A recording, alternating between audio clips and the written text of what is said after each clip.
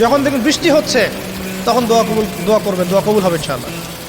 দোয়া করার আগে একবার বলবেন আলহামদুলিল্লাহ, কমপক্ষে একবার বলবেন আলহামদুলিল্লাহি রাব্বিল আলামিন, একবার কমপক্ষে।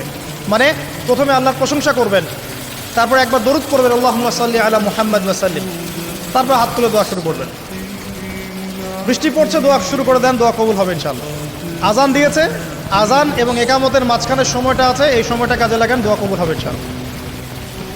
নামাজে দাঁড়িয়েছেন, সেজদায় গিয়েছেন, সেজদায় দোয়া করেন, দোয়া কবুল হবে ইনশাআল্লাহ।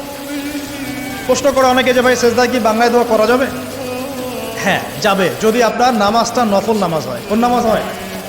ফরজ নামাজে করবেন না, নফল নামাজে করতে পারেন ইনশাআল্লাহ।